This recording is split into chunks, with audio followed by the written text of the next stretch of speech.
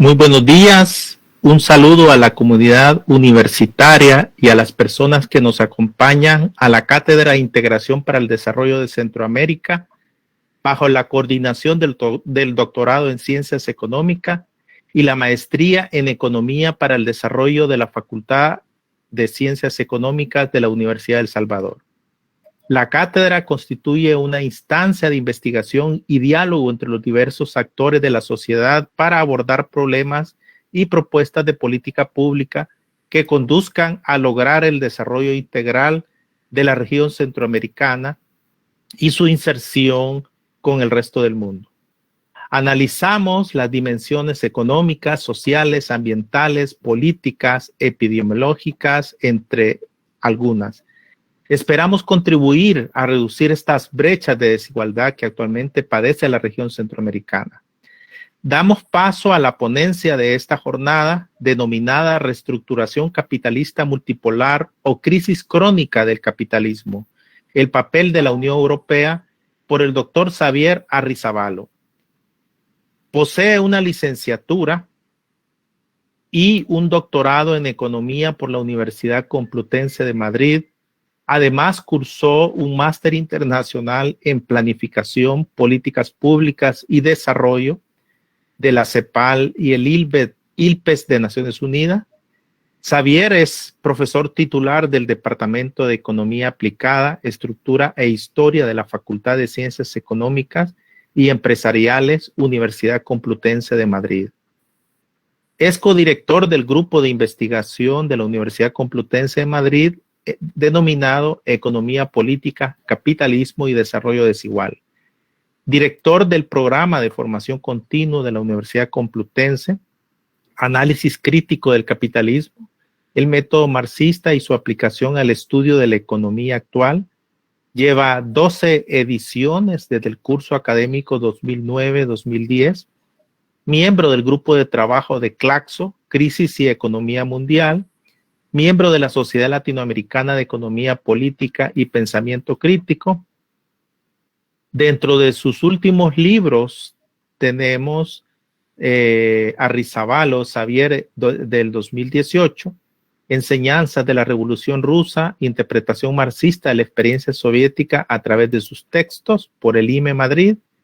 Arrizabalo, Xavier, del 2014, Capitalismo y Economía Mundial, Bases teóricas y análisis empírico para la comprensión de la problemática económica del siglo XXI, editorial Imersis UDEC, Madrid. Ya se editó una segunda edición en 2017, hay una edición en francés del 2017 y actualmente hay una edición en portugués en prensa. Ha desarrollado una cantidad de investigaciones que han sido publicadas en revistas internacionales. Damos la palabra al doctor Arrizabalo para iniciar su ponencia. Bueno, buenos días para ustedes, buenas tardes ya aquí. En primer lugar, quería agradecer la invitación. Además, bueno, hay una ya, yo creo que bastante larga y fecunda trayectoria de colaboración con su universidad, que a mí la verdad es que me resulta un gusto y también un honor, ¿por qué no decirlo?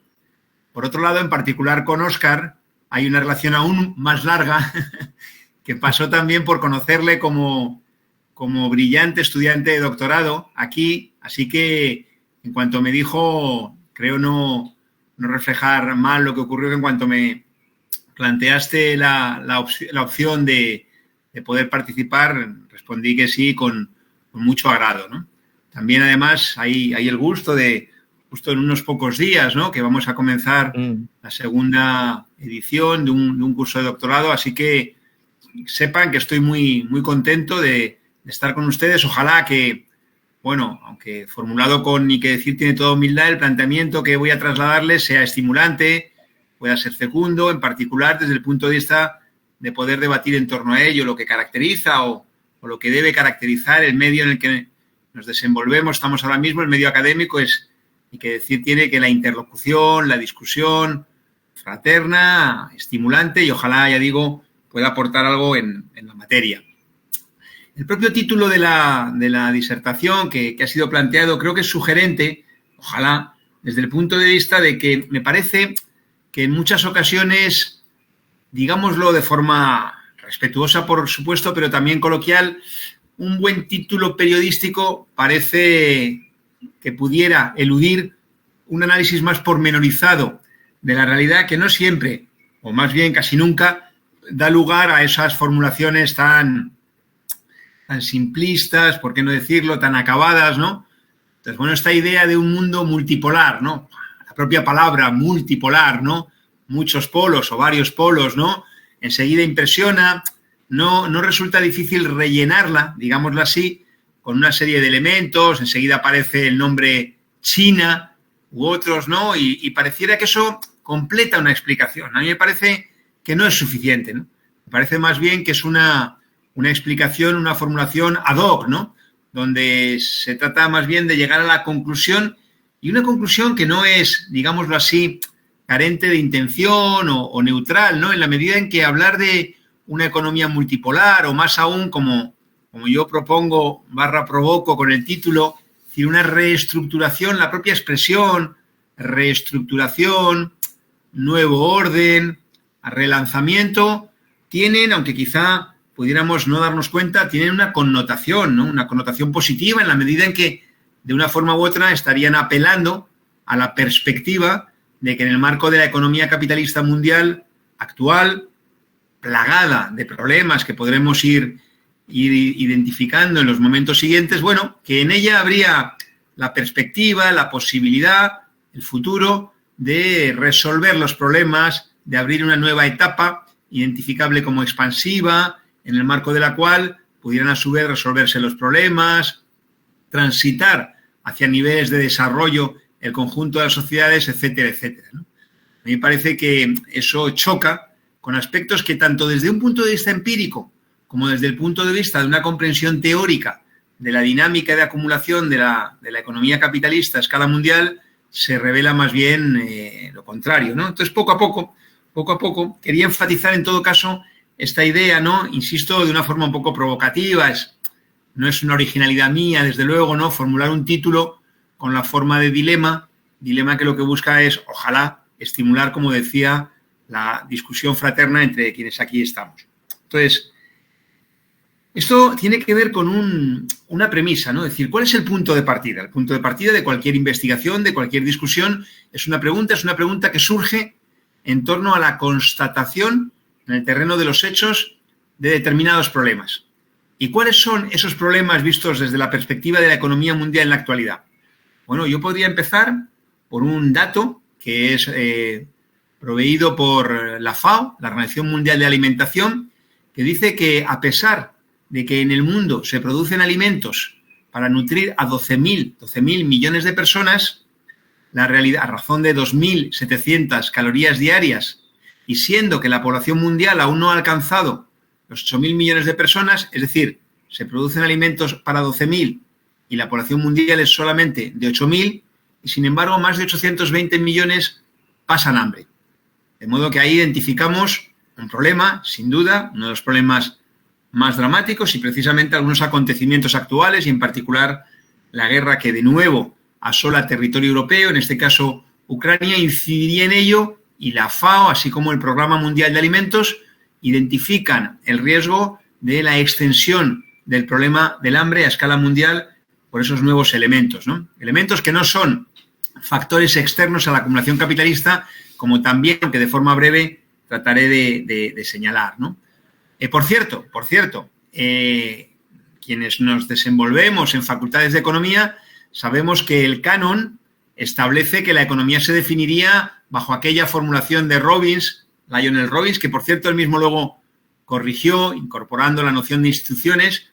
Aquella definición, digo, que era lo de recursos escasos y fines alternativos. Me parece que este ejemplo del hambre en el mundo es bien relevante para mostrar que sin duda que hay escasez, porque todo lo que no es ilimitado es escaso, pero que los graves problemas que padece hoy la población a escala mundial no tienen nada que ver con la escasez, sino con aquello que, de una forma coloquial, podríamos llamar las reglas del juego. Alguien podría pensar, bueno, estás hablando de una cuestión particular que atañe específicamente a ciertos países, muy señaladamente los de algunas economías del África subsahariana.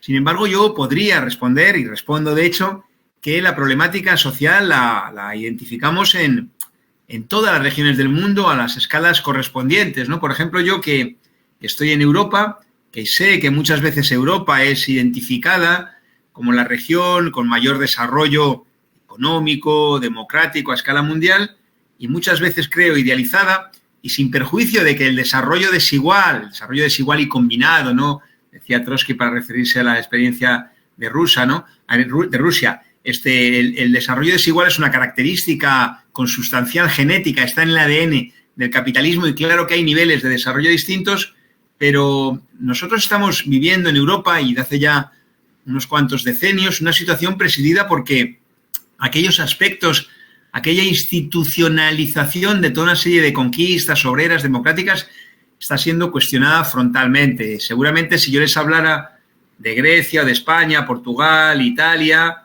Irlanda, podían pensar, bueno, estás tomando los ejemplos donde el impacto de la crisis que estalló en 2007-2008 fue más agudo, ¿no?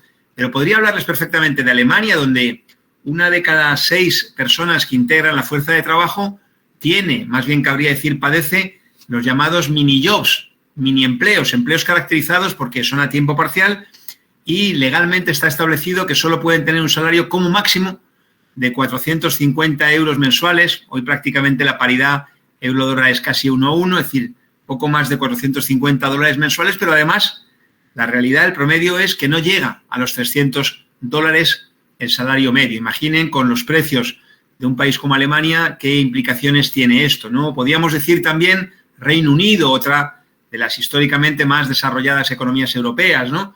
En Reino Unido, por ejemplo, por citar solo algunos ejemplos para ilustrar el argumento que quiero trasladarles, en Reino Unido, por ejemplo, hay más ya de 2 millones de contratos denominados contratos 0 horas, ¿no? Es una denominación quizá chocante, ¿no? Son contratos 0 horas precisamente porque se caracterizan por no tener ninguna garantía de carga alguna de trabajo y, consecuentemente, tampoco ninguna garantía de remuneración salarial. E incluso, en muchos casos, sin embargo, exigen exclusividad de estar pendiente, digámoslo así, ¿no? Bueno, lo digo solamente como forma de ilustrar esto que estoy señalando en relación con la problemática social a escala mundial.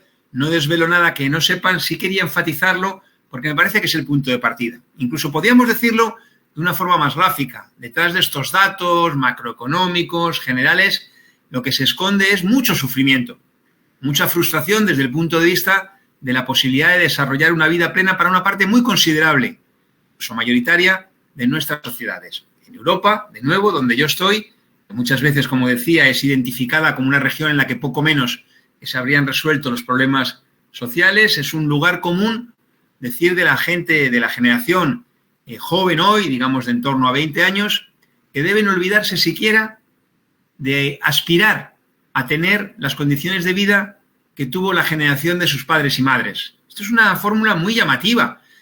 En la historia identificamos que una generación tiene unas condiciones peores que la anterior cuando por medio hay algún cataclismo natural, algún cataclismo como una guerra, por ejemplo, ¿no? Por tanto, indaguemos un poco acerca de qué ha ocurrido en el periodo reciente para caracterizar la situación actual y así poder entender estos indicadores que de forma apresurada, muy esquemática, simplemente pongo sobre la mesa con la intención de documentar lo que, por otra parte, me parece que es conocido. En el mundo hay problemas sociales graves que está lejos la perspectiva de que se pongan en curso de su resolución. Por otra parte, nosotros sabemos, y además estamos en el campo de la economía, que todo esto tiene una fundamentación económica. No me voy a detener mucho en ello. Yo tengo una aproximación metodológica a los problemas económicos y sociales, que es la del método marxista, muchas veces demonizado. Es verdad, es un hecho cierto, que en torno al marxismo, que el marxismo mismo, la palabra marxismo o marxista fue manoseada, fue desvirtuada, en particular en torno a eso tan mal denominado marxismo ortodoxo, ¿no? Que era en realidad la negación del marxismo, lo que se impuso violentamente desde finales de los años 20 en la antigua Unión Soviética. Bueno, el marxismo es un método de análisis que, sobre la base de una concepción materialista del mundo, los intereses, los aspectos materiales, primero la realidad y luego, si acaso, su comprensión y no al revés, por oposición al idealismo, esa concepción materialista del mundo se aborda desde un método que es el método dialéctico, aquel que permite comprender los problemas sociales tal y como son, en contradicción, en cambio, en movimiento, en conflicto. La única forma, como digo, de aprehender la realidad es disponer de la herramienta que nos permite captarla tal y como es, ¿no? Y decía esto porque hay una vieja discusión, ¿no?, en relación con si el marxismo sería economicista, ¿no? Hay un documento, seguro que muchos de ustedes lo conocen, de 1859, en el que Marx, prólogo, la crítica de la economía, la contribución de la crítica a la economía política, donde Marx explica que el ser determina la conciencia, la base material, lo que normalmente identificamos en términos de la economía política, ¿no? Se conoce menos, sin embargo, un documento de 1890 de Engels, la Carta a Bloch. Es un documento muy cortito, ni que decir tiene que estas cosas que estoy mencionando a través de Óscar, a través de la organización del evento, cualquiera puede contactar conmigo. Mi correo electrónico es fácil de encontrar en la web de la Universidad Complutense, donde yo trabajo. Decía que hay un documento, esta Carta a Bloch, donde es muy sugerente porque Engels explica, ¿no?, qué significaba eso del factor económico, de que el factor económico determina en última instancia, y explica cómo en los años 50 del siglo XIX, claro, ellos venían de discutir con filósofos idealistas y hacían mucho énfasis en la importancia de la base material, ¿no? Bueno, en realidad Engels explica, quizá alguien lo tomó demasiado a pecho y planteó que eso explicaría todo, ¿no? Y lo explica en Engels, en apenas, como digo, 2 páginas, 1 página y media, de una forma muy nítida. Les sugiero esa lectura. Lo mencionaba solamente porque precisamente voy a ir a la base económica. Y yendo a la base económica tenía interés en plantearles que a mí me parece, en definitiva, que nada de lo que ocurre puede ser entendido sin su fundamentación económica, pero que lo económico no completa la explicación. Y menos aún completa la perspectiva de una salida a los problemas, ¿no? Lo económico, en última instancia, yo creo que es muy importante desde el punto de vista de que nos explica qué no puede ocurrir bajo ciertas premisas, pero al final donde se resuelven, ojalá, se encamina la resolución de los problemas, eso inevitablemente pasa, sabemos, por el terreno político. Y en cuanto a las cuestiones económicas, hay una serie de formulaciones que yo utilizo para intentar poner orden explicativo. No son sagradas, no son perfectamente discutibles. Desde mi punto de vista pueden ayudarnos a debatir en la medida en que, ojalá, caracterizan con precisión y a la vez de forma didáctica la situación mundial, ¿no? Por una parte, yo hablo de crisis crónica del capitalismo, aunque es más complicado decirlo verbalmente, porque si es por escrito lo pongo entre comillas. Verbalmente suelo decir una suerte de crisis crónica. Por otra parte, hablo también de una dislocación del mercado mundial.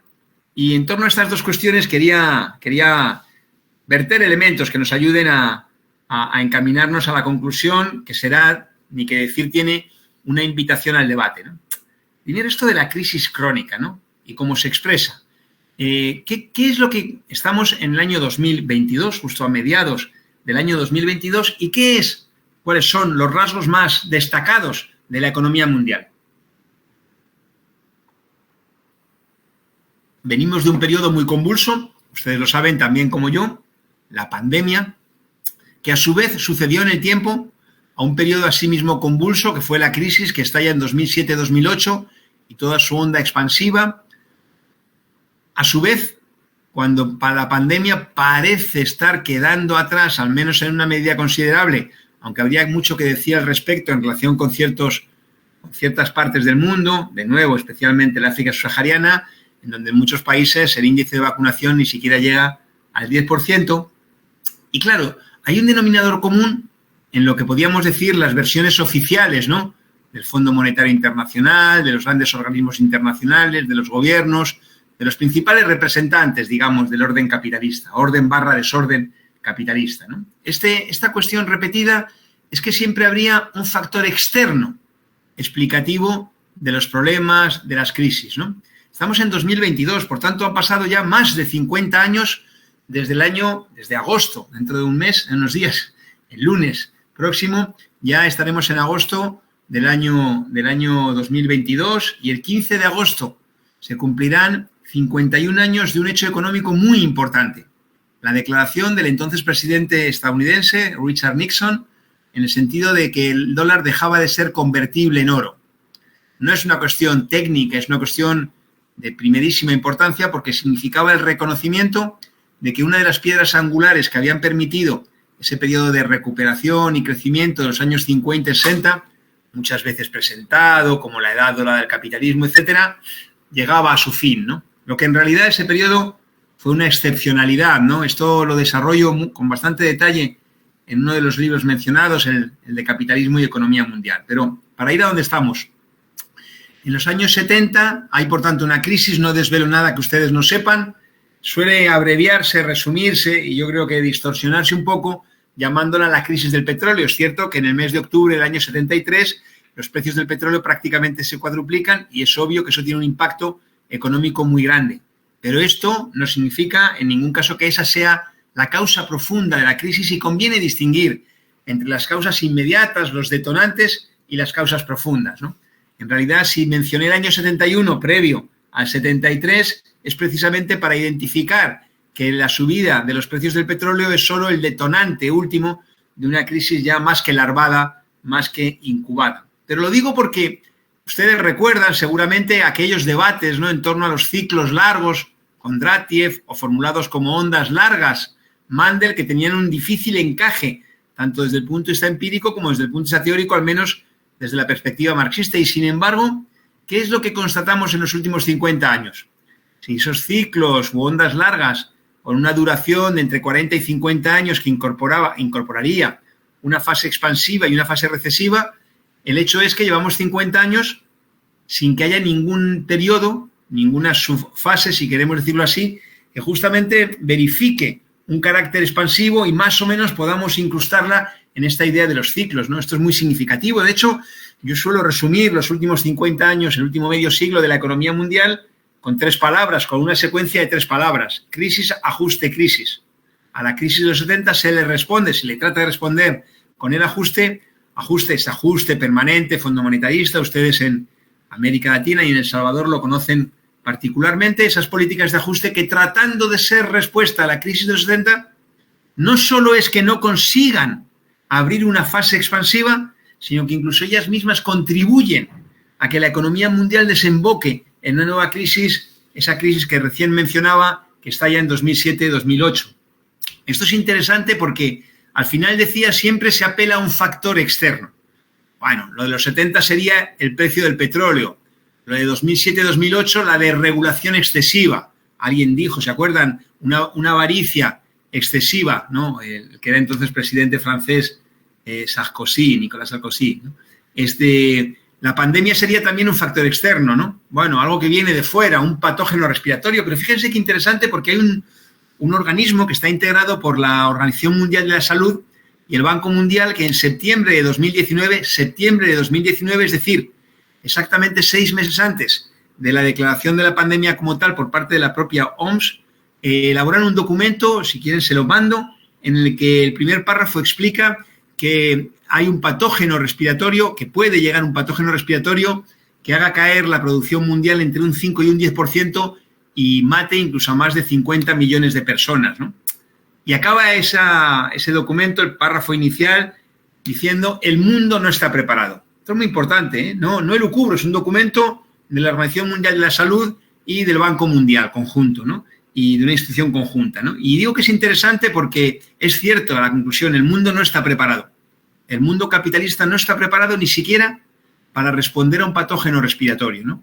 Y ustedes vieron que incluso en las economías más desarrolladas no había ni siquiera mascarillas, tapabocas, barbijo, como le digan, no había equipos de protección. Recuerdo imágenes de donde yo vivo, en España, donde sanitarios, sanitarias, médicos, médicas, enfermeros, enfermeras, se hacían unos pseudoequipos de protección con simplemente bolsas de basura que enganchaban con cinta, ¿no? Una cosa dramática, ¿no?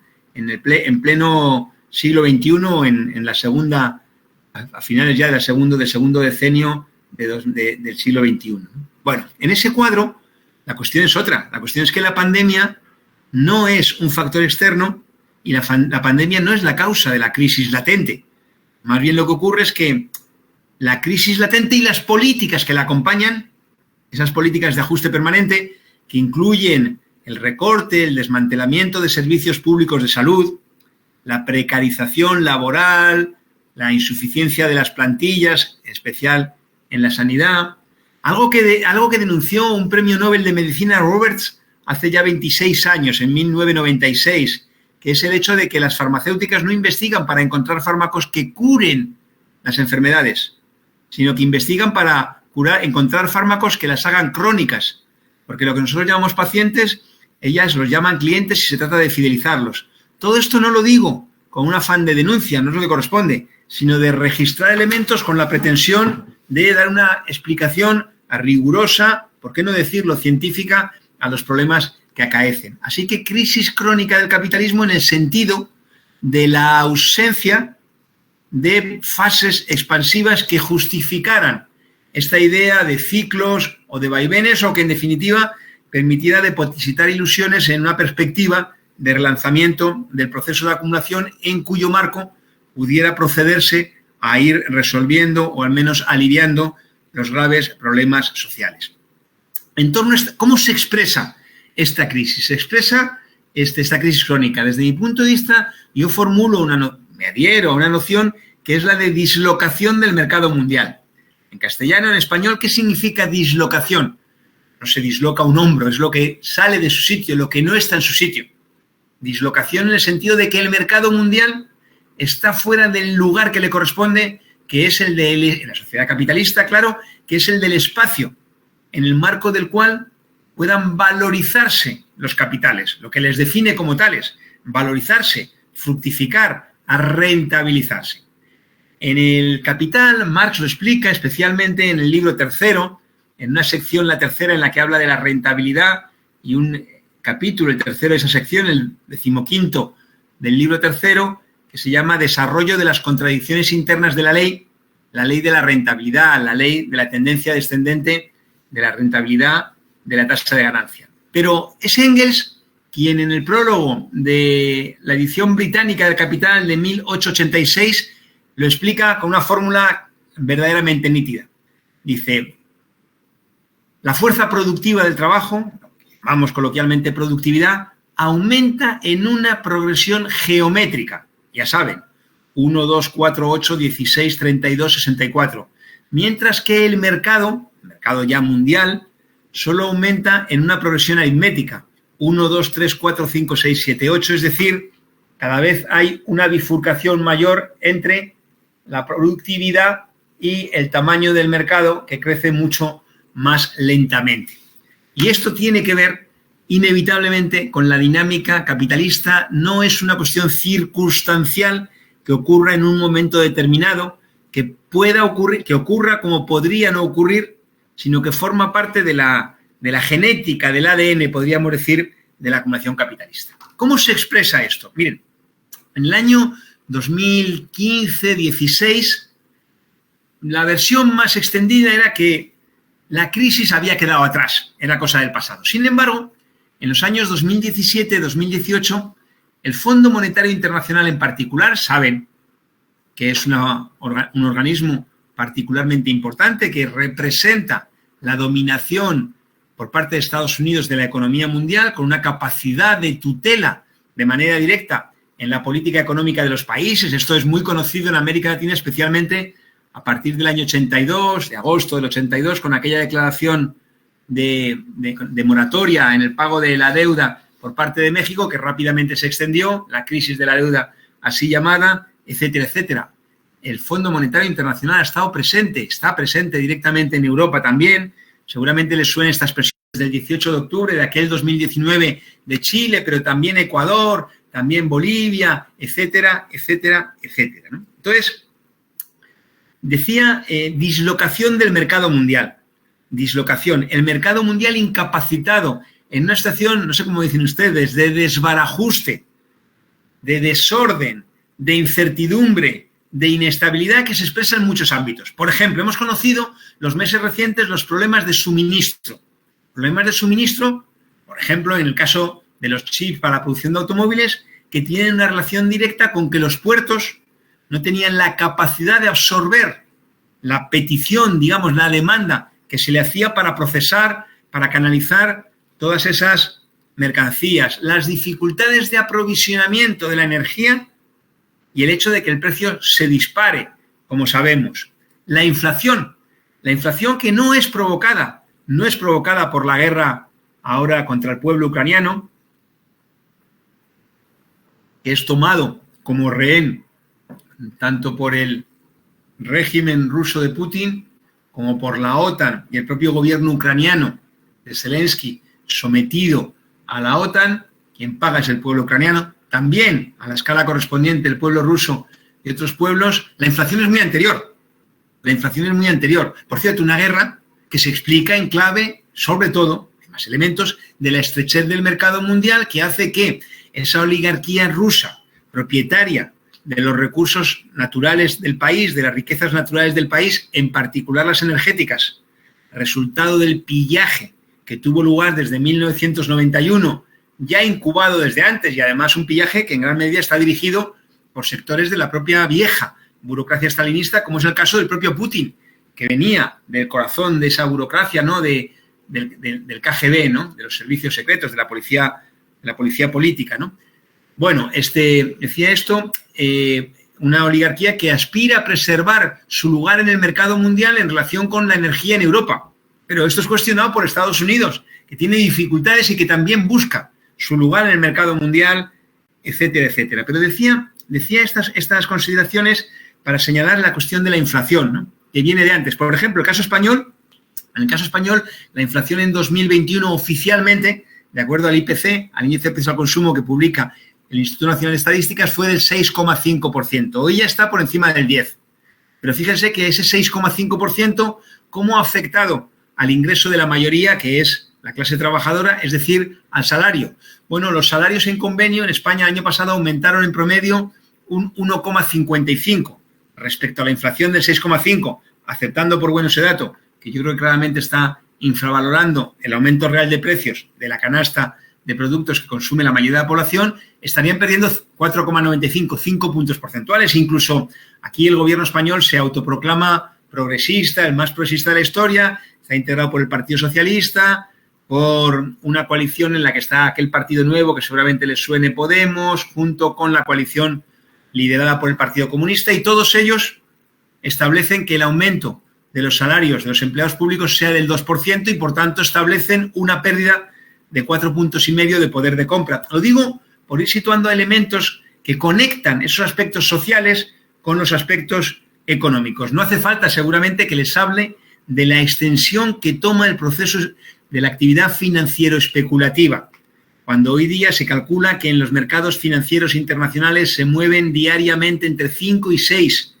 billones, con B alta, ¿no?, de dólares, que representa algo así como que cada 15 días se mueven el equivalente a toda la producción mundial anual, ¿no? Y en más de un 99% tiene un carácter puramente especulativo. Podía seguir con las llamadas empresas zombie, se les llama así, ¿no? Saben, ¿no? Zombie es el muerto viviente, es decir, empresas que no viven de su actividad, sino que viven a través de mecanismos de cooptación de recursos públicos, etcétera, etcétera, que sería anecdótico si fuera, no sé, si no llegara al 1%, pero que distintos autores identifican que está en torno al 10, al 15, al 20%. Dicho de otro modo, todo lo que estoy planteando. Esta fórmula tan recurrente, ustedes la conocen seguro, en el periodo reciente, las cadenas globales de valor, ¿no? Y lo decían de forma rimbombante, mejor en inglés, ¿no?, para señalar algo que mostraría la potencia de la economía capitalista mundial, ¿no? En realidad, las cadenas globales del valor no son sino la internacionalización productiva de toda la vida, podríamos decir, y just in time, el justo a tiempo, todas estas cuestiones que vemos cómo se desmoronan en el periodo reciente al hilo de esa dislocación del mercado mundial que expresa la crisis crónica de la que yo hablaba y que permite llegar a una conclusión. Estados Unidos, potencia dominante, Estados Unidos hoy sigue llevando a cabo el 38,9%, el 40% de todo el gasto militar mundial. La hegemonía, la dominación, la condición de potencia líder, evidentemente tiene la base económica y Estados Unidos la tiene. pero también se complementa necesariamente con aspectos de otra índole, políticos, culturales y también militares, y en ese sentido que Estados Unidos es la potencia única, para mí está fuera de discusión, lo cual no quiere decir, es una expresión hecha, que podamos debatirlo. Es verdad que es un gigante con pies de barro, pero de igual modo que cuando Estados Unidos en 1945, digámoslo así, a la finalización de la Segunda Guerra Mundial, asume el liderazgo, lo asume con todas las contradicciones de la economía capitalista mundial, aunque entonces larvadas por el impulso de la propia guerra, China hoy padece asimismo las contradicciones de la economía capitalista mundial actual y, de hecho, los fenómenos a los que yo aludía recién, se verifican también en el caso chino. El problema de los puertos, el problema de la especulación, saben, esta empresa Eurorand, ¿no? que estaba dedicada a la especulación inmobiliaria, que fue extendiendo el ámbito de actuación siempre bajo una premisa especulativa y que hoy está simplemente al albur de la política del gobierno en cuanto a que le insuflen los medios para poder seguir existiendo. Es decir, lo que estoy planteando en definitiva es que ni orden estadounidense es algo que podamos esperar, ni tampoco una supuesta locomotora china, porque al fin y al cabo China está inserta en la economía mundial, en el mercado mundial, y padece de igual modo, con las particularidades correspondientes, las contradicciones de dicha economía mundial. Bueno, el corolario de todo esto es el que nos permite ir, y voy encaminando ya al cierre, más o menos en el tiempo previsto, el que nos permite ir al cierre que yo señalaba en cuanto a si es, digamos, imaginable un orden multipolar o qué otra perspectiva hay, ¿no? Yo ponía como alternativa crisis crónica y quería cerrar la explicación con una apelación de carácter teórico.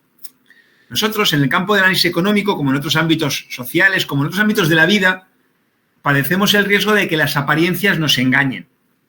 Y en ese sentido pasan cosas como que muchas veces se deposita la ilusión para resolver los problemas en los avances técnicos.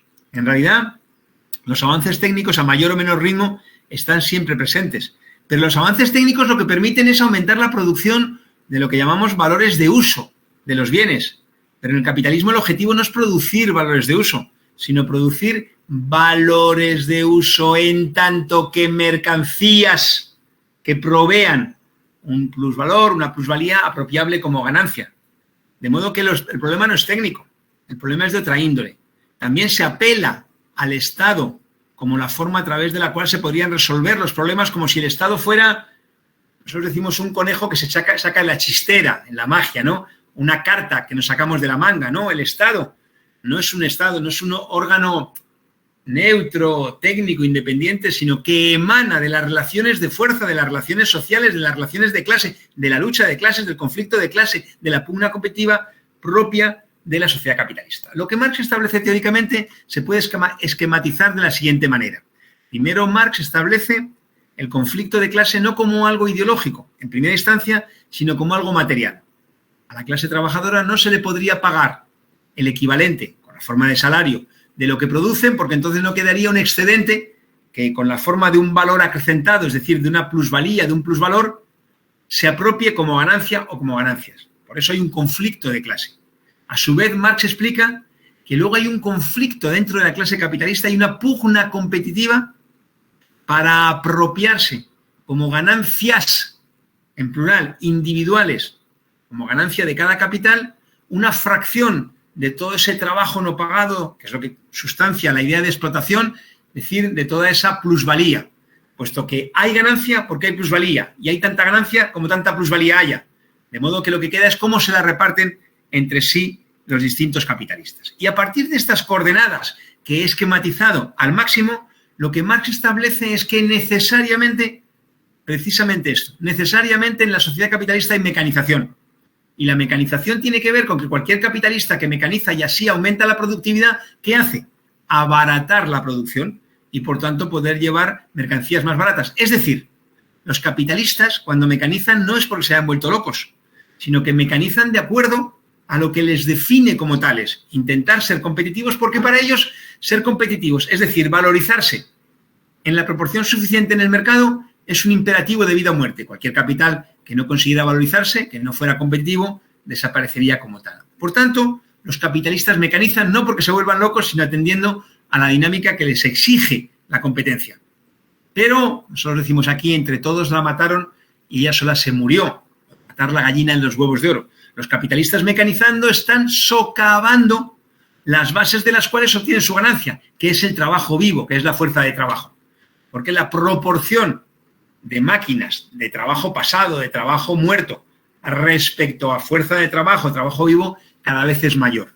Esto Marx lo identifica como algo que ocurre necesariamente y, por tanto, formula como ley, es decir, como algo que ocurre necesariamente, una cosa que ocurre sobre la rentabilidad.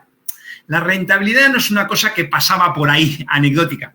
La rentabilidad es la fuerza impulsora de la acumulación del capital. Y sobre ella pasa algo. Enseguida completo qué es lo que pasa, pero antes una premisa que creo que es útil para visualizarlo. Ustedes saben que hoy el fenómeno del desempleo es un fenómeno muy extendido. Desempleo, subempleo, precarización. La propia OIT, la Organización Internacional del Trabajo, establece que hay más de 200 millones de personas desempleadas en el mundo. ¿Por qué hay tanto desempleo? Para esto no hace falta un gran despliegue teórico, es evidente.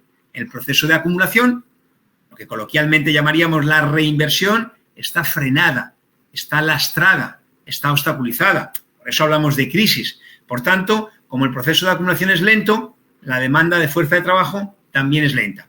Por medio está la mecanización, bueno, simplemente podemos decirlo a la inversa. Si el proceso de acumulación fuera amplio, fluido, más tarde o más pronto, en mayor o menor medida, pero habría más demanda de fuerza de trabajo, habría menos desempleo. Pero aquí opera lo de los niños pequeños, ¿no? Hay lo de los cipotes, hay que preguntar ¿y por qué? ¿Y por qué? ¿Y por qué hasta el final? ¿Por qué hay desempleo? Porque la acumulación está frenada. ¿Por qué la acumulación está frenada? Esta es fácil, porque la rentabilidad es baja.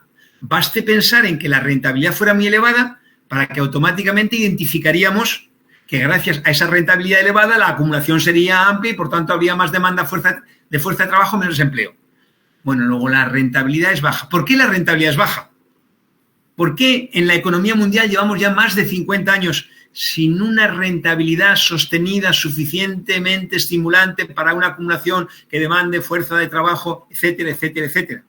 Y esto es lo que Marx detecta con la fórmula que estaba diciéndoles de una ley sobre la rentabilidad, sobre la tasa de ganancia, cuyo contenido es que esta tiende a caer. Pero Marx añade, tiende a caer, pero esa tendencia puede ser contrarrestada.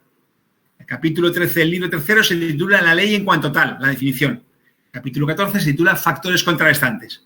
Y el capítulo 15, que yo mencioné antes, Desarrollo de las contradicciones internas de la ley, lo que plantea es que la capacidad de contrarrestar la tendencia a la caída de la tasa de ganancia, a la caída de la rentabilidad, la capacidad de contrarrestar esa tendencia cada vez es más reducida. Dicho en términos coloquiales, el capitalismo es contradictorio porque sus problemas se los provoca la propia acumulación capitalista. Pero no es solo que sea contradictorio, sino que es crecientemente contradictorio. Las contradicciones se agudizan cada vez más.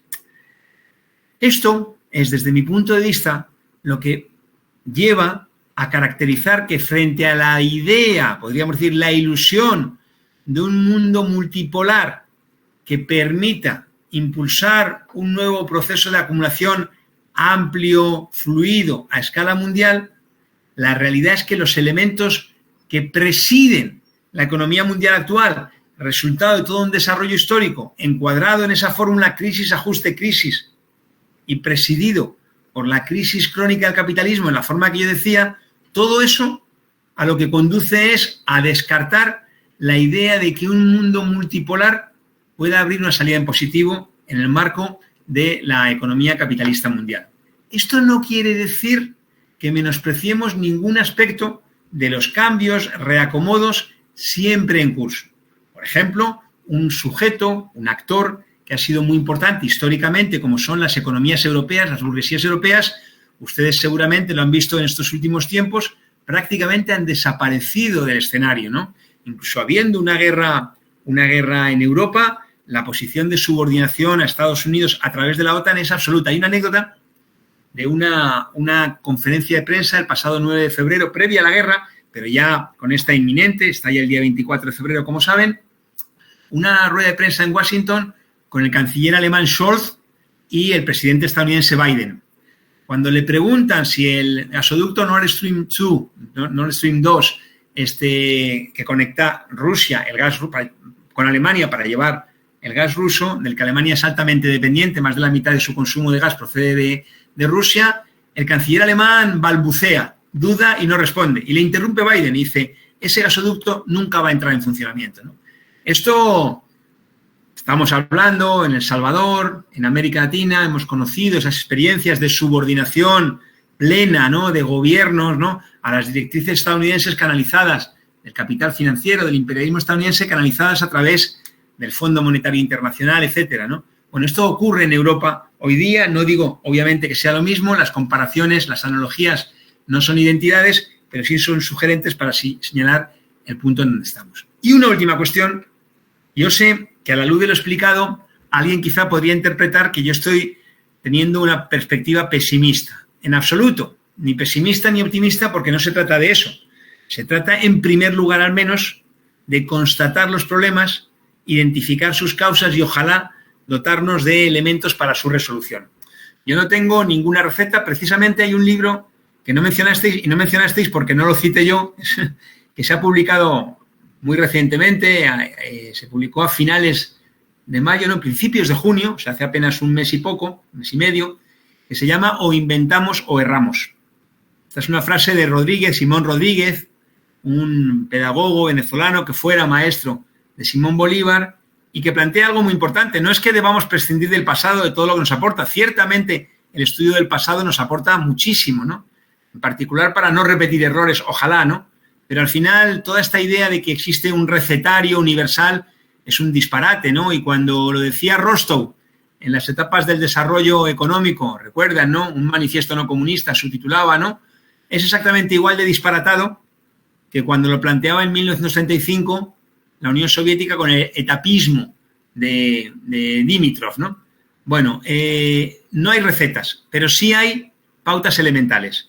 Las aspiraciones legítimas de la mayoría, que todas sabemos cuáles son: el empleo, el ingreso, la vivienda, la alimentación, el transporte, el vestido, la enseñanza, la sanidad, la cultura, son reivindicaciones, desde mi punto de vista, que deben estar fuera de toda discusión, pero que solo pueden ser defendidas de una manera incondicionalmente, porque si se las condiciona a otras consideraciones macroeconómicas o las que sean, al final nunca se conseguirán. Hay que defenderlas. Defenderlas pasa por la organización, no hay salida individual a los problemas, una organización independiente de todo compromiso con las instituciones responsables de los problemas y defenderlas hasta el final para abrir una salida que verdaderamente sea digna de este nombre. Y esto es lo que de una forma bastante esquemática yo quería trasladarles. Ojalá que haya resultado estimulante y quedo a su disposición encantado para cualquier consideración que quiera hacer, duda, crítica, etcétera. Muchas gracias de verdad por la atención. Muchas gracias, Xavier. Quizás iniciaría yo con algunos comentarios. Este día el Fondo Monetario Internacional ha publicado sus últimas actualizaciones y clasifica a las perspectivas como un panorama sombrío y más incierto. Y va más allá en sus previsiones económicas, donde reduce las previsiones económicas para la economía mundial. Para este año 3,2%, es una diferencia de 4 décimas. En el 2023 estima un menor crecimiento de 2,9 a una reducción de casi 7 décimas. Esto nos lleva a que tú has mencionado cuál debe ser la locomotora, pues a nivel del sistema capitalista, si China o si los Estados Unidos.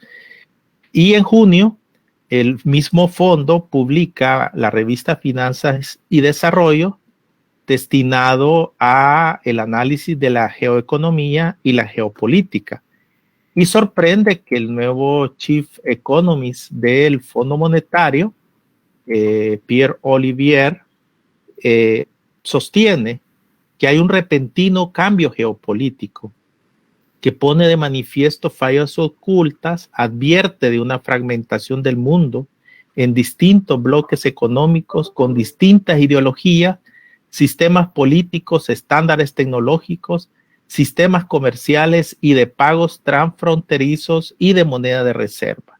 Creo que este punto me gustaría esperar de ti pues un comentario, valdría la pena, porque me parece que es primera vez y es inédito que el Fondo Monetario le destine un número completo a la geoeconomía y a la geopolítica.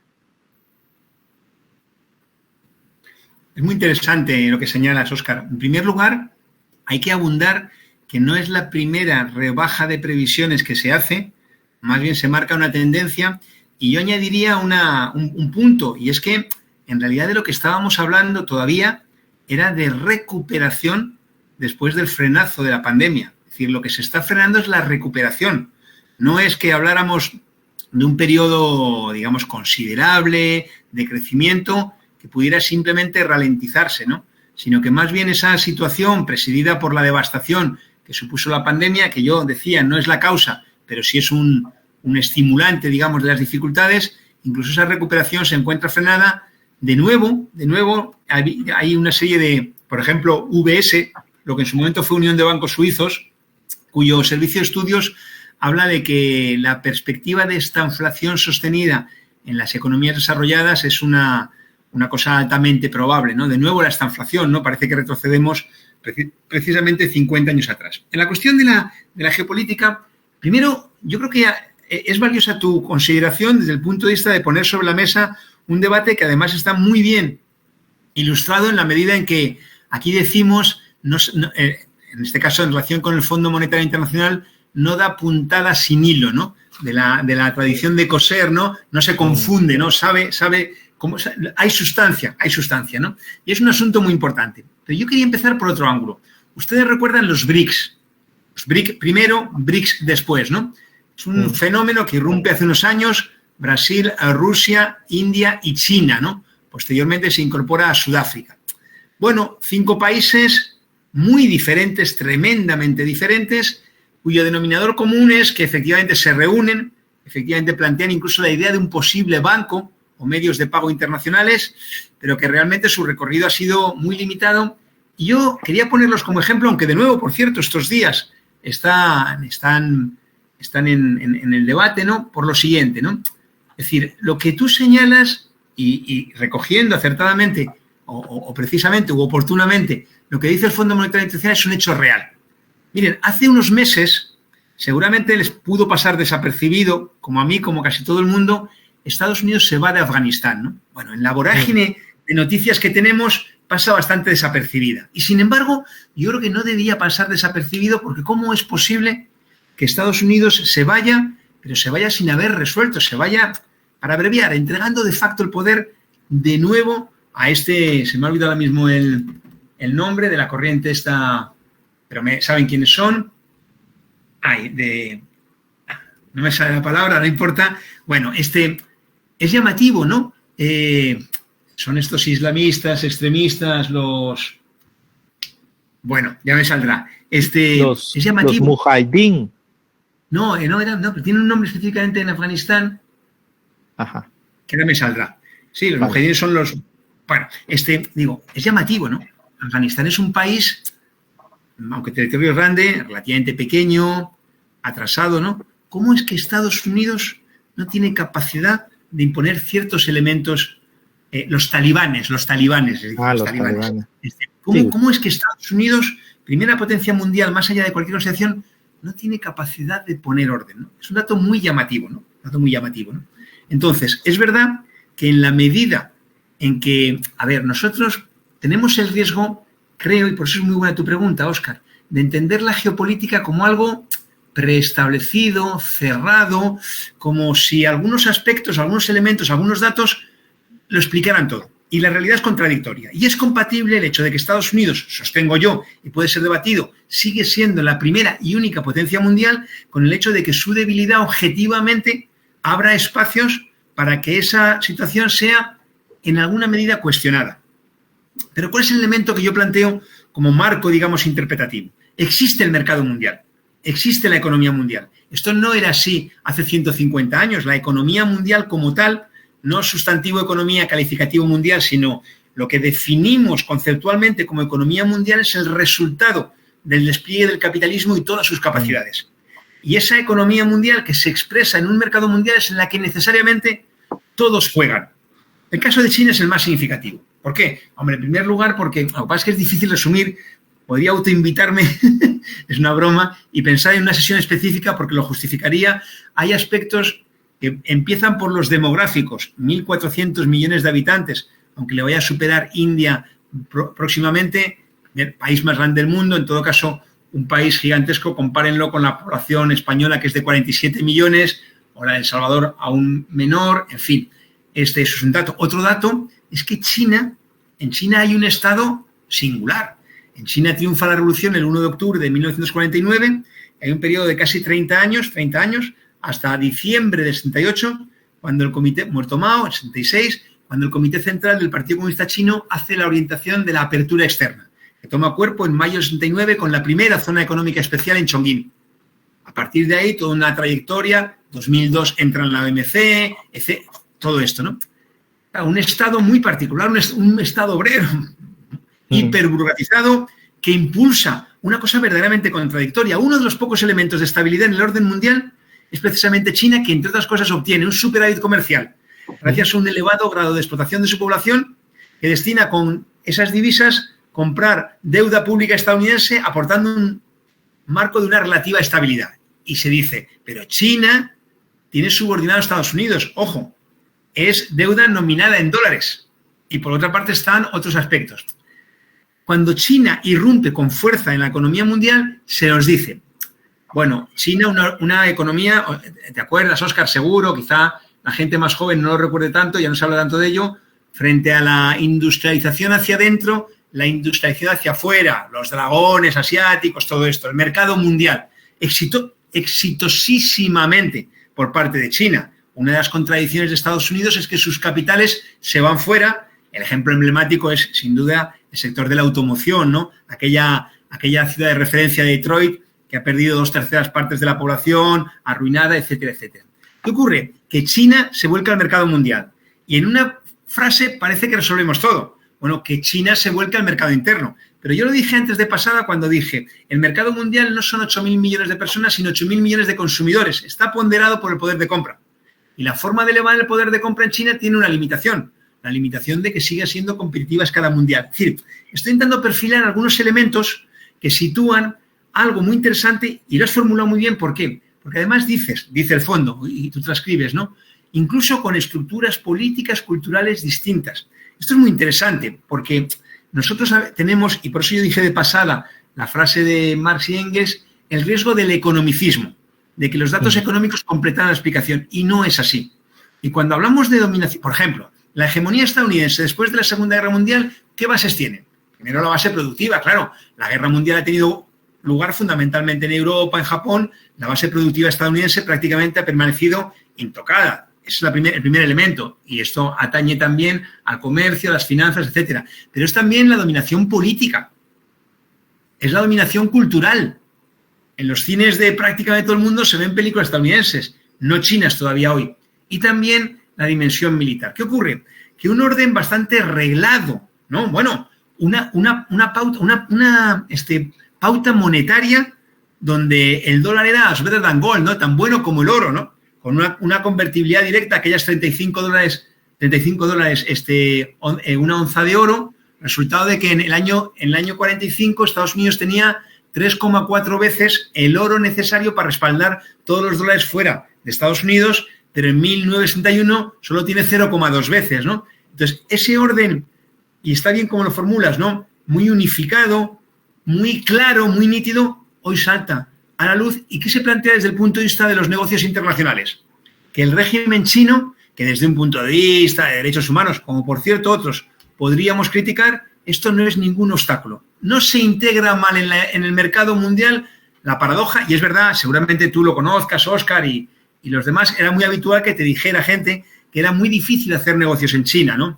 una cierta cerrazón, dificultades, pues incluso idiomáticas, de pautas culturales, pero eso habrá las dificultades que haya, pero al final fluye, ¿no? Fluye porque lo determinante es esa base material de negocio. Entonces, yo creo que es interesante lo que señalas, lo comparto, pero me parece que eso, más que llamarlo multipolar, ¿por qué yo tengo problema con la palabra, con la idea de multipolar? Porque me parece que multipolar es solo el calificativo para esa otra palabra, reestructuración, relanzamiento, nueva economía mundial, que pretende, a mi modo de ver, yo lo interpreto así, prescindir del hecho de que las contradicciones del mercado mundial no dejan de acrecentarse. Y por eso fijaba la atención en esta idea de cadenas globales de valor, que serían la expresión del capitalismo absolutamente internacionalizado, venturoso, etcétera, que sin embargo choca con que una de las razones, hay más, una de las razones por las que los puertos no tienen capacidad de absorber lo que se les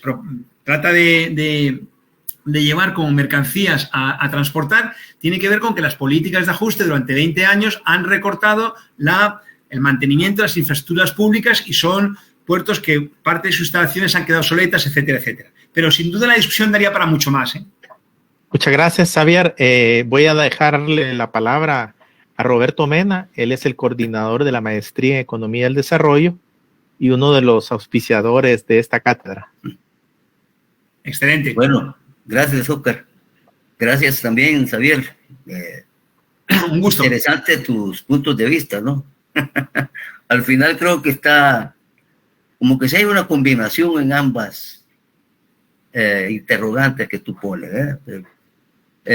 aunque la crisis siempre del sistema obviamente es permanente, del sistema capitalista, por supuesto, y ahora de todos los sistemas mundiales, porque también China, Rusia y todos los demás no se escapan de toda esta parte. Es como decía Marx allá por el 856. ¿Cuál es la diferencia, decía, entre un inglés y un estadounidense? Bueno, que al inglés le interesa la ganancia, pero al estadounidense, además de la ganancia, le interesa el ganar, es la geopolítica. O sea, imponerse.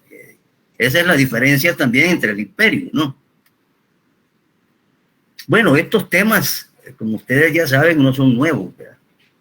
Para citar un ejemplo, el MIT en el informe para el Club de Roma, en el 72 lo subraya muy bien. Uno puede estar en desacuerdo con algunos planteamientos de lo finito e infinito, ¿verdad? Y echarle la culpa también a la población. Obviamente que uno comprende quienes elaboraron también ese informe. Pero me parece que es sensato. Lo que quiero rescatar de esa parte es que se ha estado configurando y sigue configurándose un cierto oligopolio de países, ahora con distintos sistemas de producción mundial. Y ahí tenemos obviamente los tres grandes países, ¿verdad? China ahora, Estados Unidos y alguno que otro ahí europeo, ¿verdad? Es decir, lo más abrupto de las crisis del sistema precisamente son las guerras mundiales, y esas se han generado precisamente en Europa, ¿verdad? Y siguen generándose. Es decir, y existe o coexiste ante ese reparto de la riqueza mundial un resto de países prácticamente aislados y amotinados que tampoco se sabe qué va a ocurrir. Bueno, solo el caso de migración, el caso europeo es más que ejemplar, y el caso nuestro aquí en América Latina es terrible, ¿no? Y que todavía sigue existiendo. Además, las quemas por la misma naturaleza. Eso implica gran parte que la crisis del sistema, precisamente, de los sistemas capitalistas, La guerra precisamente con Ucrania actual es parte de eso. No es nada aislado. Integrar todo eso en la geopolítica y la geoeconomía mundialmente es vital. Ahora, es bastante complicado tener una bolita y decir, mira, este va a ser el futuro, ¿verdad? Porque de eso se trata el asunto. Esas contradicciones cada vez están aumentando progresivamente y no sumativamente. Igual que ocurre, ¿verdad? Es decir, el desvínculo que existe entre la naturaleza y es decir, las aspiraciones precisamente humanas. Lo progresivo que tú decías de los límites del crecimiento y de todo lo que esto implica, de la tasa de ganancia, versus el resto de necesidades. Ahora, creo que en el fondo también hay un problema aquí de poner atención al uso de los recursos. Pero no me refiero yo al estilo clásico ni neoclásico, ¿ya? En el sentido de que la escasez, ¿ya? Versus las infinitas necesidades, no. Esa es la reproducción precisamente de los recursos, algo que tú mencionabas, que en el fondo el mayor y mejor recurso en cualquier sistema precisamente es la población. Y una de las críticas precisamente serias que se hizo al informe del Club de Roma es querer precisamente limitar, ¿verdad?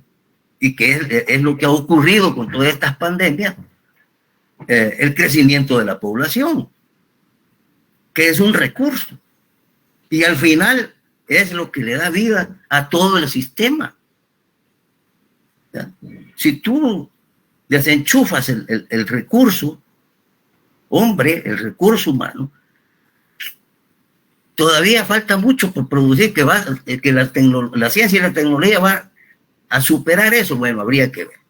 ¿Ya? Yo más dejo planteado esta parte en abono a tu muy bonita y expresiva ponencia. Y un placer conocerte y saludarte.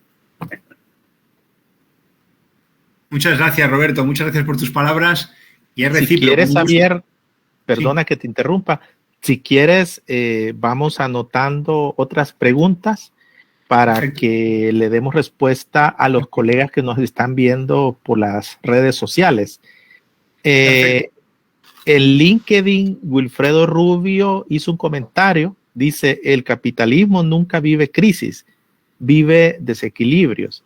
Ese sería como el primer comentario.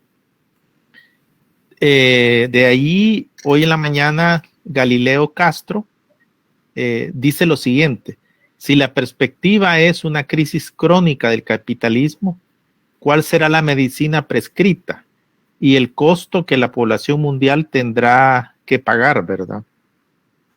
Yo creo que esta pregunta es como que se quiera abordar la solución del capitalismo con la ivermectina.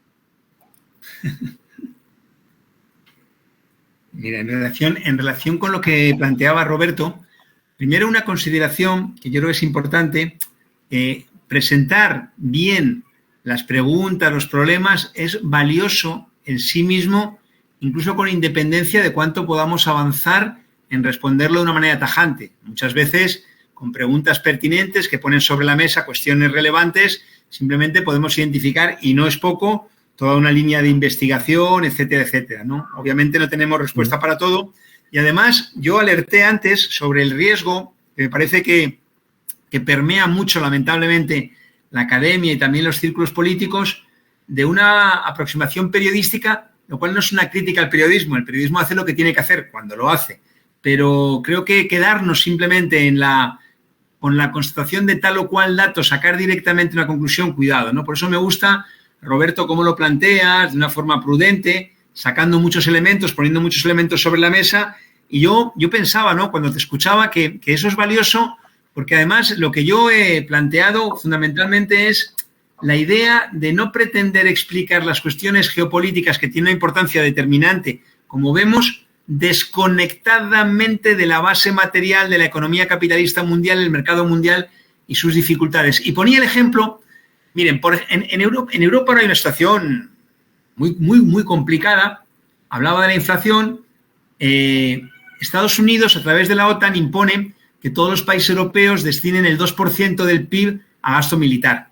Prácticamente ningún país lo alcanzaba. La guerra estalla con los primeros ataques del régimen ruso a Ucrania el día 24 de febrero. El 27, apenas 72 horas después, Alemania anuncia un aumento del gasto militar de 100.000 millones de dólares. Si estamos caracterizando, y los datos que tú recordabas, Óscar, lo avalan, que hay dificultades, que la recuperación está en entredicho y vemos que hay mucha debilidad de la demanda de distintos sectores, lo que estamos viendo simultáneamente es un auténtico regalo para un sector, eso que en su momento Eisenhower llamó el complejo militar industrial, desde el punto de vista de que solo por el lado de Alemania hay un aumento de la demanda de esta magnitud. Un sector muy particular, que trabaja bajo pedidos, que no se arriesga a producir para luego intentar vender, sino que tiene vendido de antemano la producción, etcétera, etcétera, ¿no? Y decía esto ¿por qué? Porque la cuestión del militarismo, estando, repito, ya bien entrado en la tercera década del siglo XXI, es muy significativa.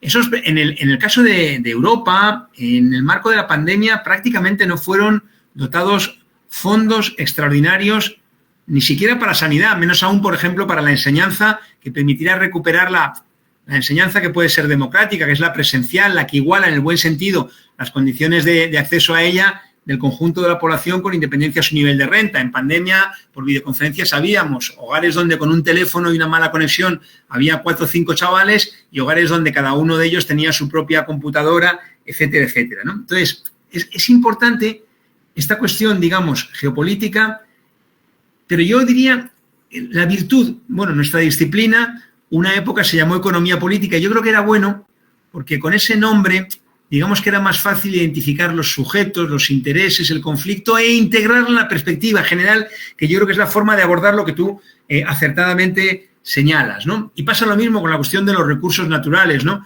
Muchas veces se critica particularmente a Marx, ¿no? Diciendo que nunca consideró, y Marx tiene una fórmula muy gráfica, ¿no? Él juega con la idea de que la riqueza tiene padre y madre, ¿no? Y el padre es el trabajo, pero la madre es la naturaleza, y lo dice expresamente en estos términos, ¿no? Entonces, digamos que pone sobre la mesa una serie de elementos que yo creo... William Petty también. Exacto. Viene de Petty, justo.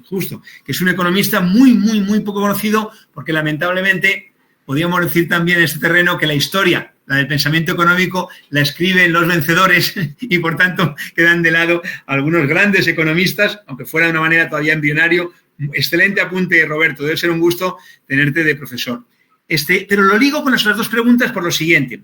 Crisis y desequilibrios. Lo primero es que toda pregunta es legítima y no hay ningún problema, ni siquiera en que tengamos diferencias, ¿no? De hecho, debatiendo, a lo que aspiramos es a, al menos, identificar el punto preciso de discrepancia que tenemos. ¿Por qué? A mí me parece que es insuficiente la caracterización de desequilibrio. Y digo insuficiente porque que hay desequilibrios es una constatación.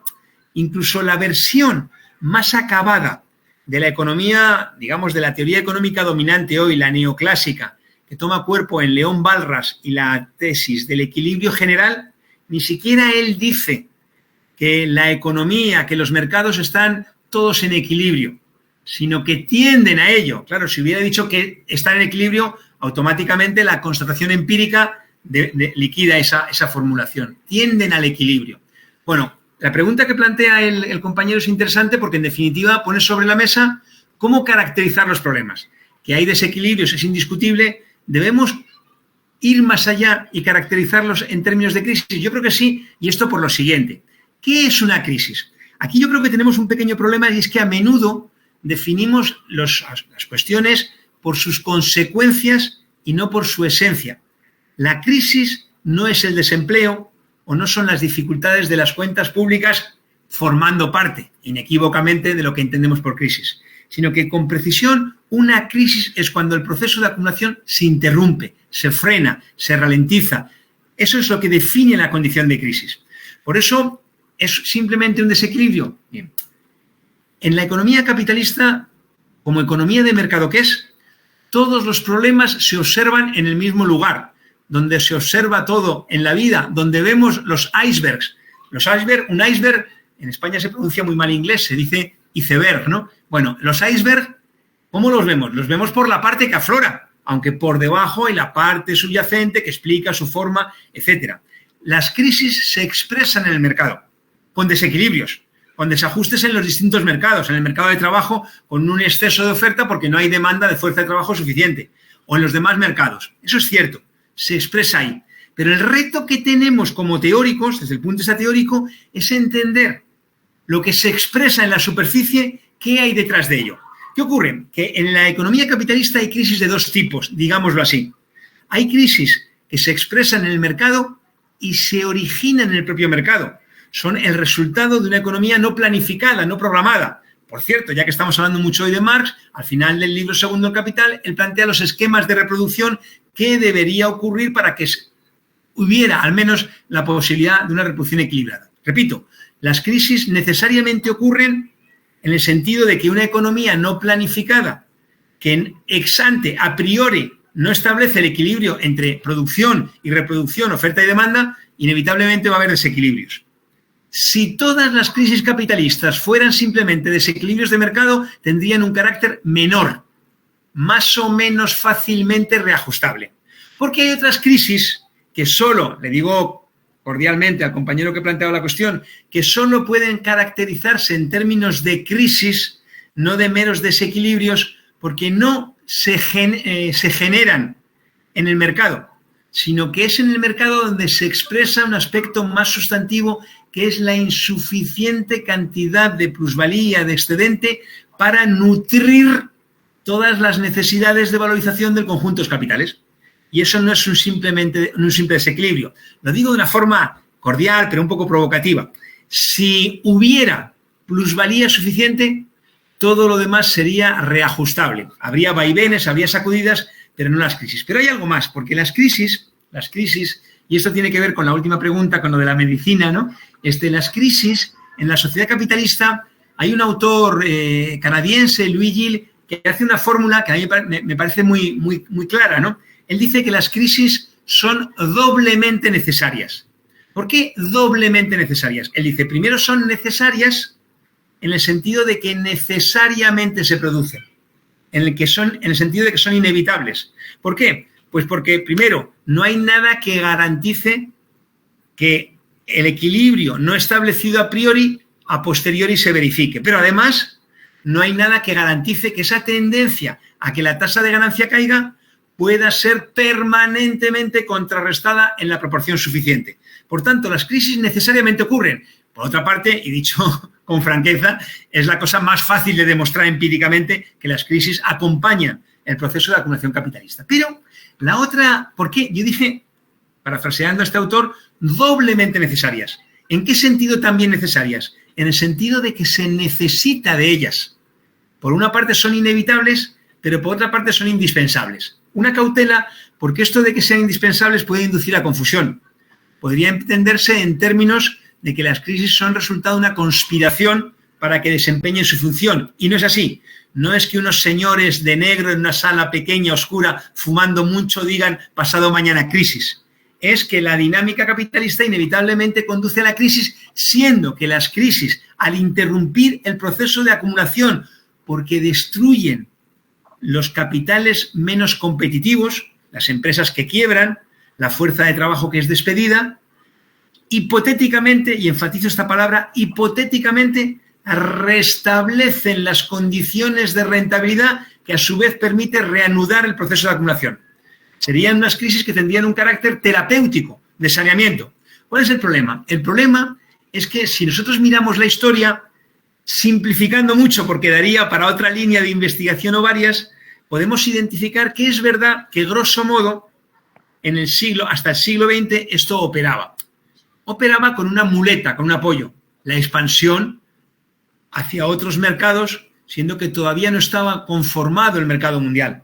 En el siglo XX, los últimos 120 años, digamos, de la economía mundial, ¿con qué nos encontramos? En los primeros años del siglo, en particular desde un poco antes, de 1873 había una situación de dificultades, de crisis, de la que solo se sale con la Primera Guerra Mundial y a duras penas. Porque a diferencia de la Segunda, los años 1918, 19, 20, 21 son años de estancamiento. Más bien se relanza el crecimiento a partir de los años 24, 25 y muy ligado a una actividad ya financiera bursátil que detona en octubre del 29 con la crisis de la Bolsa de Nueva York, lo que identificamos como crisis del 29, crisis de los 30. Pero la crisis del 29, de ella no se sale por sí sola, sino que cuenta con un apoyo muy importante por identificar en Estados Unidos el New Deal, las políticas de acompañamiento, de gasto público contracíclicas, avant la lettre, antes del propio Keynes, ¿no? Había un autor que dijo lo de Keynes antes, pero con un problema, y es que no escribía en inglés, sino que escribía en polaco, que fue Michał Kalecki, que decía cosas muy parecidas un poco antes, hablando un poco de historia del pensamiento económico, que me ha explicado Roberto. Bueno,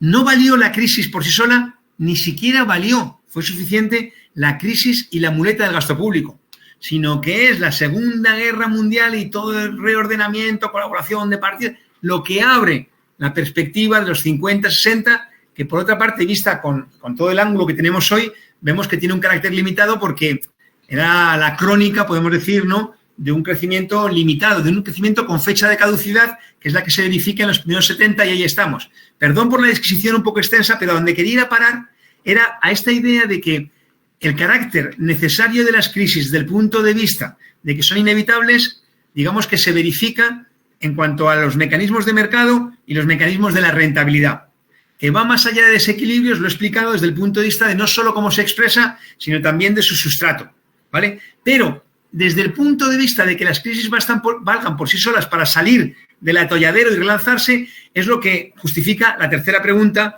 en cuanto a qué medicina y a qué costo, ¿no?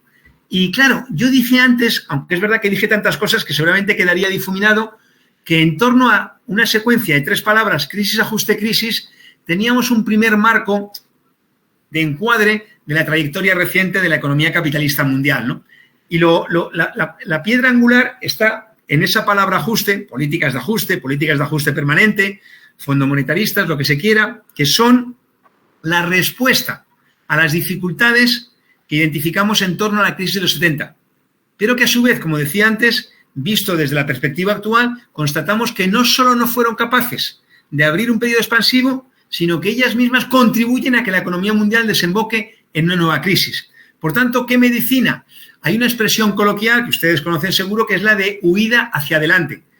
Quizá ni reparamos en eso, pero huir hacia adelante en el fondo significaría huir hacia de donde vienen los problemas. Así que no es una huida en falso, es casi un suicidio. Yo creo que la idea es más de lo mismo, en el sentido de las mismas políticas, va a conducir a más de lo mismo en el sentido de los mismos resultados. Y esto es una verificación que constatamos recurrentemente. Por tanto, más bien la medicina sería, desde mi punto de vista, poner en cuestión que se pueda impulsar el crecimiento y la distribución a partir de medidas, y en particular la distribución, en particular la lucha contra la desigualdad, en particular la lucha contra la pobreza, a través de medidas que, de hecho, lo que hacen es agrandar la desigualdad, agravarla. El costo lo sabemos, pero yo voy a ser también un poquito provocativo en esto, diciendo que una cosa muy repetida, sobre todo desde sectores, digamos, de economía crítica o en otros ámbitos de la vida, política, pública, social, ¿no?, que es la idea de las consecuencias sociales negativas de las políticas de ajuste. Y decía que iba a ser un poquito provocativo para decir que en realidad yo creo que no son consecuencias, sino que es su contenido mismo. Y no es un juego de palabras. Si fueran consecuencias, tal vez podrían mantenerse evitando las consecuencias. La realidad es que es su contenido mismo. Y les pongo un ejemplo rapidísimo, que tú lo sabes bien, Óscar, yo creo. Yo hice mi tesis doctoral en la prehistoria sobre la economía chilena. La economía chilena, ustedes identifican, el milagro chileno, toda esta cosa, ¿no? Además salió un libro que va a salir de segunda edición, os lo mandaré, Óscar, para que tengáis y tal, ¿no? Es muy interesante porque hay algunos elementos muy llamativos, por ejemplo, desde 18 años antes del golpe, desde el curso académico 1955-1956, había un convenio de colaboración entre la Universidad Católica de Chile y la Universidad de Chicago. Y esto es lo que facilitó toda la formación de los cuadros, digamos, de la política económica de la dictadura y después, ¿no? En los propios Milton Friedman, Arnold Harberger, Hayek, Tulloch, estuvieron físicamente en Chile asesorando a Pinochet, etcétera, pero más allá de toda la discusión, del debate, del pensamiento económico, si nosotros queremos resumir cuál es la política que se aplica, la más marcadamente identificada, ¿no?, con el ajuste, con el liberalismo, digo, en las propias figuras de las principales de esta corriente, ¿qué diríamos? Quitado de polvo y paja, yendo a lo concreto, fundamentalmente son políticas que eliminan toda traba a la libre disposición de la fuerza de trabajo sin restricciones, es decir, a la explotación sin restricciones, 1, y 2, que eliminan toda traba a la disposición de los recursos naturales de los países, del país, en este caso de Chile, cobre, etcétera, prácticamente también sin restricciones, ¿no? Entonces, al final, no es tanto que una política luego traiga no sé qué consecuencia, sino su contenido mismo. Entonces, respondo esto a quien hizo la pregunta, el costo va ya sellado en el contenido de la política, ¿no? Y yo creo que esto es determinante y al final, bueno, voy a ponerme un poco rimbombante, había una frase que decía Rosa Luxemburg, una teórica y dirigente del movimiento obrero alemán de origen polaco a principios del siglo XX, ella decía que o socialismo o barbarie, ¿no? Cada uno puede redactarlo como quiera, pero yo me quedo más bien en el segundo polo en el sentido de que hablar de barbarie hoy, a mi modo de ver, no es una elucubración.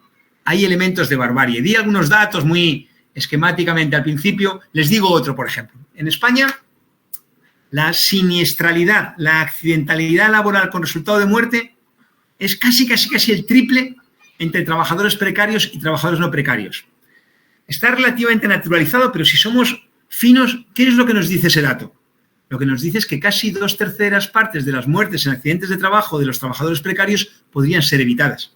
Eso, y ustedes seguro, en Centroamérica, como todos en todo, identificaríamos muchos más aspectos de esto. Es decir, al final, yo creo que solo hay una forma de evitar las consecuencias indeseadas, que es tocar las causas. Y eso tiene que ver con discusiones que llevamos ya un buen rato, que darían quizá para otro día, ¿no? Ojalá, ¿no?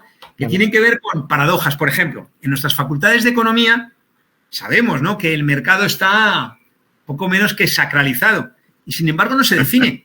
Porque el mercado de intercambio, ¿qué es? La aproximación más inmediata. Bueno, podríamos decir, para no repetir la palabra definida en la definición, es la permuta de una propiedad por otra. Pero he dicho la palabra propiedad. Y en nuestras facultades de economía, al menos en la nuestra, en la que yo trabajo, no gusta hablar de propiedad, porque hablar de propiedad tiene que ver con hablar de sujetos. Y si no han cambiado las cosas, y temo mucho que no, ustedes saben mucho mejor que yo el dato acerca de cómo es la estructura de propiedad de la tierra, por ejemplo, en este país maravilloso que es El Salvador.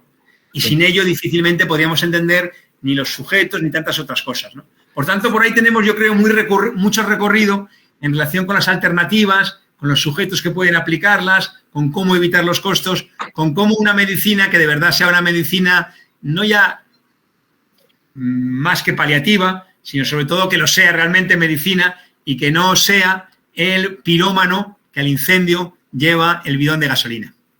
Sí, Xavier, quizás la última pregunta, pero tratemos de sintetizarla en 5 minutos a lo sumo. Es alguien que se pone Ayocuán, Timelitzin Ayocuán. Él dice, el capitalismo tiene la capacidad de reinventarse. La caída de la tasa de ganancia es un argumento que se ha venido esgrimiendo desde hace mucho tiempo por el capitalismo. Ha encontrado nuevas formas para superar esa situación.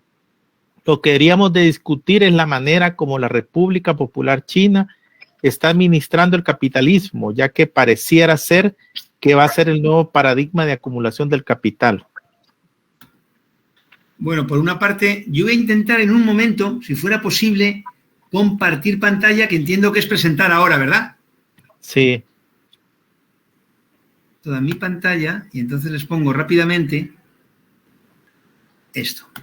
¿Lo están viendo? ¿Ven un gráfico? No. Tienes que poner presentar ahora una ventana. Entonces, de acuerdo. Entonces, repito, dado 10 segundos. Perfecto. Y ahora sería esta. Esta sí la están viendo ahora, me parece, ¿verdad? ¿O tampoco? ¿Cómo no? Ahorita sí. Que vaya.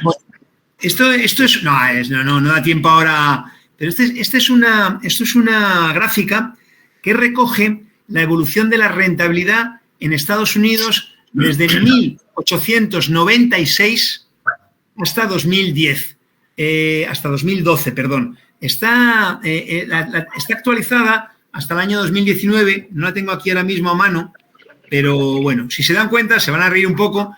Esto es la fuente, miren que ocupa un párrafo del mismo tamaño que la gráfica y luego una explicación, ¿no? Porque evidentemente pretender medir ni más ni menos que la rentabilidad con toda su complejidad y para un periodo tan extenso como que ocupa más de 100 años, evidentemente es muy dificultoso y requiere muchas precisiones.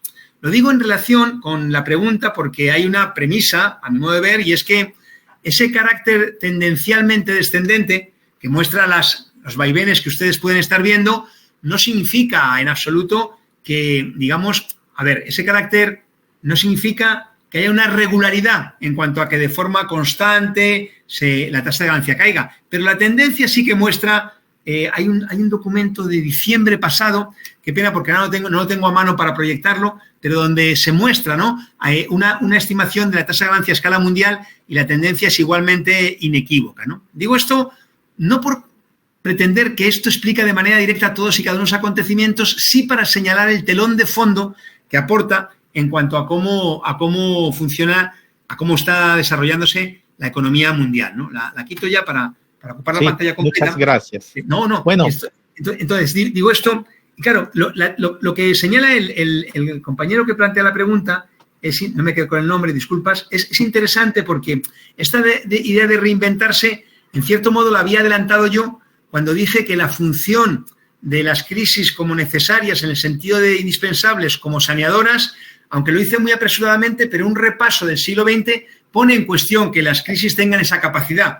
Y no solo las crisis, sino que yo decía, ni la crisis con el apoyo de gasto público, ni la crisis, incluso las guerras tienen un carácter cada vez más limitado. Cuando digo crisis, ajuste, crisis, es porque no puedo decir crisis, expansión, crisis. Entonces sí que justificaría esa expresión que decía el compañero reinventarse. Y luego, concentrarnos en China, yo estoy de acuerdo, no estoy en desacuerdo. Y creo que eso lo planteó muy bien Roberto cuando señalaba, yo entendí así tu intervención, Roberto, pongamos muchos elementos encima de la mesa, ¿no?, para a partir de ahí poder comprenderlos, pero no como resultado de la casualidad, como si cayeran del cielo, sino en su encuadre. Por eso enfaticé, y perdón por la insistencia, lo de mercado mundial, un solo mercado mundial, etcétera, etcétera, ¿no? Entonces, desde mi punto de vista, miremos, claro, lo de China y lo de Estados Unidos, y miremos lo de la Unión Europea donde queda, y miremos lo de América Latina, que no deja de ser un mercado interesante y con todas las contradicciones y lo que se quiera, y a partir de ahí compongamos, ojalá, ojalá, orden explicativo, un orden explicativo que no podría prescindir de que lo que ocurre no es resultado de la casualidad, sino que la acumulación que impulsa la reproducción social obedece a una fuerza, valga la redundancia, impulsora, y que esa en la sociedad capitalista es la rentabilidad, y que el carácter, digamos, que define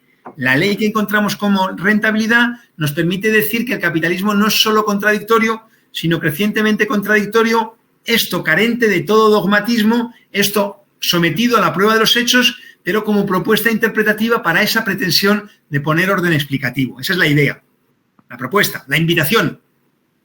De acuerdo. 4 minutos y medio, ¿no? Bueno, con esto pues damos las gracias al doctor Xavier Arrizabalo por su contribución a develar el proceso de reestructuración capitalista multipolar o crisis crónica del capitalismo. Muchas gracias y esperamos próximamente estar informando la próxima conferencia magistral de la cátedra. También quiero agradecer al maestro Roberto Mena también por sus aportes a este debate. Muchas gracias a todos y a todas. Muchas gracias, un placer. Hasta otra. Okay. Hasta otra.